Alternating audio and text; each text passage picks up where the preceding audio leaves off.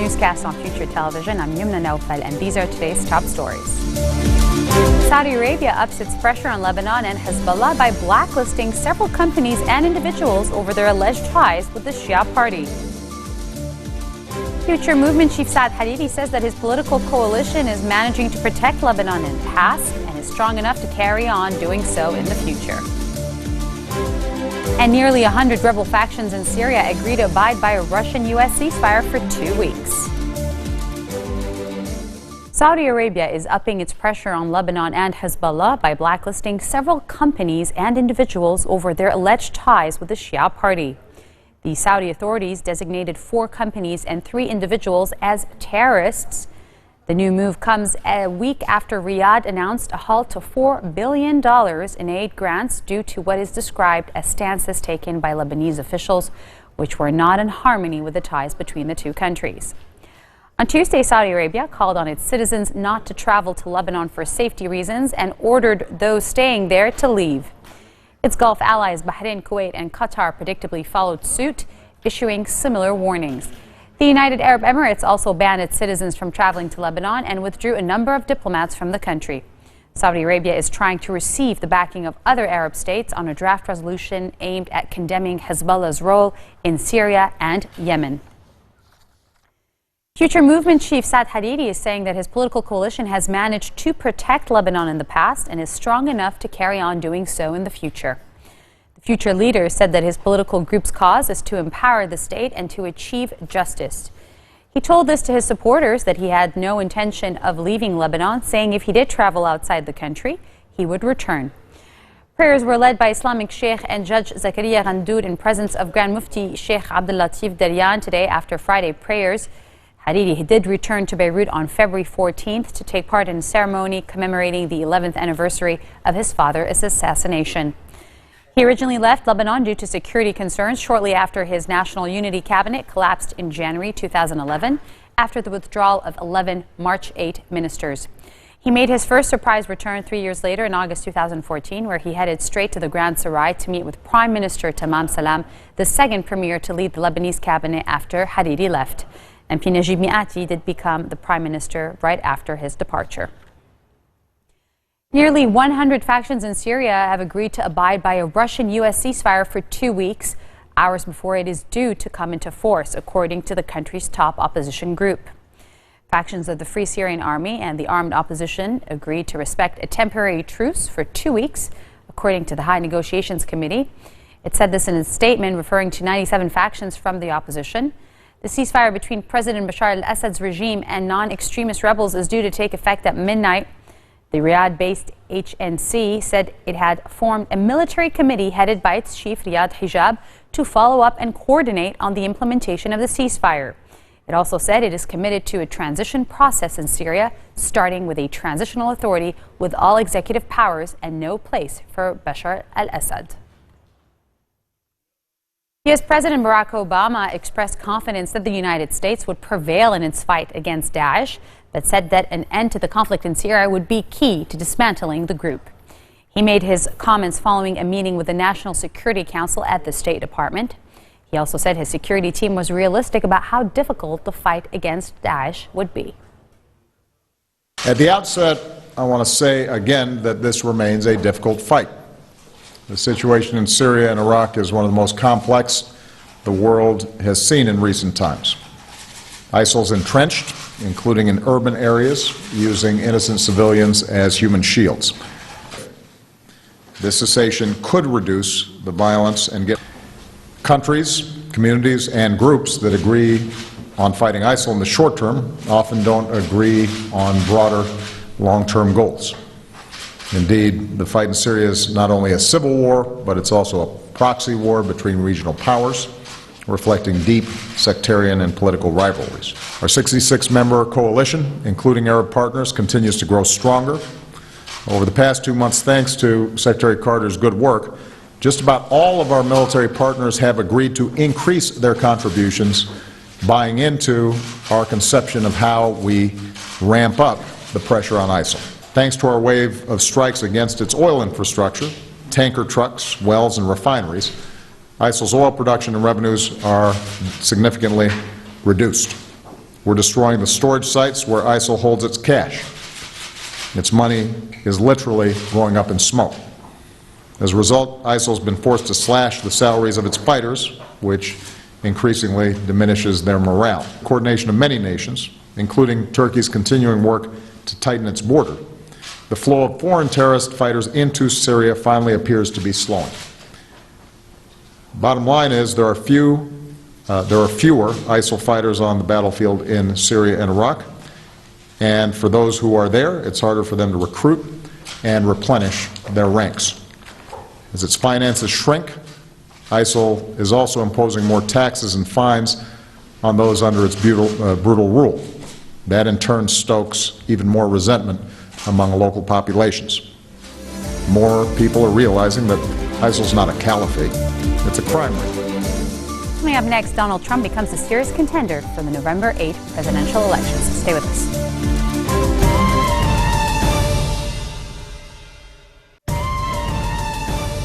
Welcome back. Iranians began voting across the country in elections billed by the moderate president as vital to curbing conservative dominance in parliament and speeding up domestic reforms after a nuclear deal with world powers. A pro-government coalition is calling the list of hope is representing President Hassan Rouhani's ambitious in the poll. Almost 55 million people are eligible to cast ballots that will ultimately elect 290 lawmakers. They will also vote in a second election to select the Assembly of Experts, a powerful committee of 88 clerics that monitors the work of Supreme Leader Ayatollah Ali Khamenei. While MPs are elected for 4 years, the Assembly will be granted an 8-year term. Should Khamenei, who is 76, die during that time, its members would pick his successor. UN Secretary-General Ban Ki-moon is urging South Sudan's warring parties to choose peace over politics as both sides squabble over blame for protracted delays in forming a transitional government. South Sudan seceded from Sudan in 2011 and in December 2013 descended into civil war after a dispute between President Salva Kiir and his sacked deputy Riek Machar. Both sides, under pressure from Washington, the United Nations and other powers, signed a preliminary peace deal in August and agreed to share ministerial positions in January. But that accord has broken down repeatedly.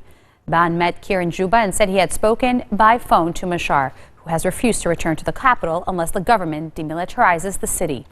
Ban also met with internally displaced children at a primary school and a protection of civilians site in South Sudan's capital of Juba, underscoring the importance of education. In the United States, the Democratic presidential candidates hit the campaign trail days before the South Carolina primary.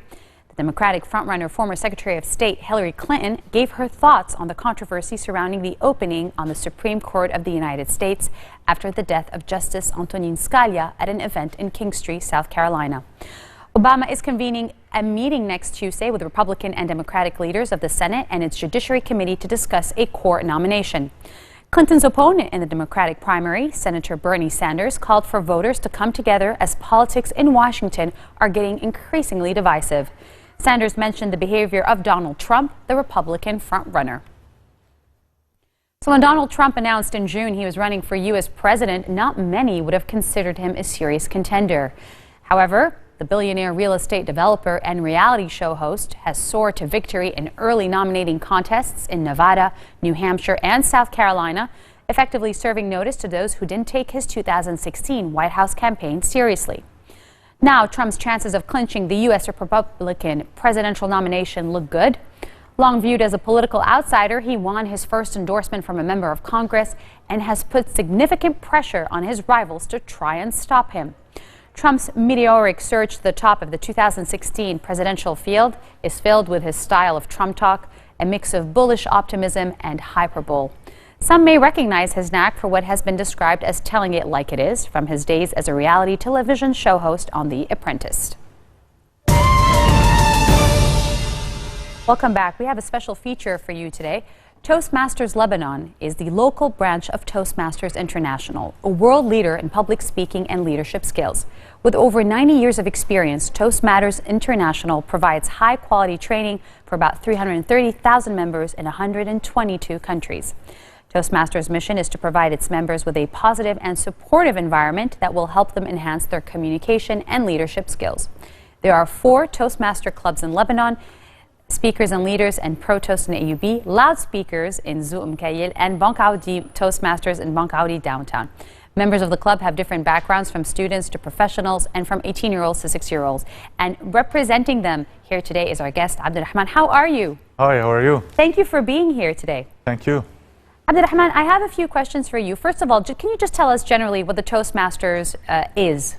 Well, Toastmasters is an NGO to help you enhance your leadership and communication skills. What we do is that we provide members with weekly workshops where they can practice. What we do is the member will prepare a speech and then go on stage to give it. And then an evaluator will go and give him his evaluation and feedback in a constructive manner. So, for example, we would pinpoint the weak points, the strength point. Maybe, for example, I could say to you, your body language was good, your eye contact was good, but for example, you did not give this part of the audience enough eye contact, or maybe you should have stressed on this other point to show it, to give it more attention, and so on and so forth. So does it just deal with the content, or does it deal with the overall general behavior during the public speaking? We deal with the content in terms of, did your idea arrive in the right way or not? We do not restrict any kinds of speech. You can say whatever you want, as long as it's not affiliated. But what we care for is that you can reach, you can make your message reach whoever you want. So, for example, let's say your speech was not put in the right way, introduction and body and conclusion. So we would tell you, we would give you some feedback so that next time you would do it better. All right. And tomorrow, I know you're holding a Toastmasters event at the American University of Beirut. Am I right? Yes, right. All right. So what does this event entail for people who don't know about it? Well, throughout the whole year, Toastmasters clubs hold contests for their members. There are humorous speech contests, evaluation speech contests, table topics or improvised speech contest, and international speech contest. Then what we do is that the winners of each club will compete against each other on the Lebanon level in this convention. It's a full-day event with many activities. And the winners in this convention will go on to represent Lebanon in the regional level and international level, and so on and so forth. One last question for you. You were saying that basically there's a competition. Do we compete with other countries, or do we compete with each other in Lebanon? Right now it's in Lebanon, okay. So it's only in Lebanon. But and the next one level, person is selected. Only one person is selected to compete internationally. To compete, as I told you, there are 4 kinds of contests. Right. Yeah, so you will have 4 contestants in each, one for each contest. Okay. Is there an age group? As long as you're older than 18, you're most welcome. All right. 30 seconds. What is your message to our viewers? My message is, first of all, join Toastmasters. It's of great value for you and for your career and for everything. Second of all, attend our event tomorrow.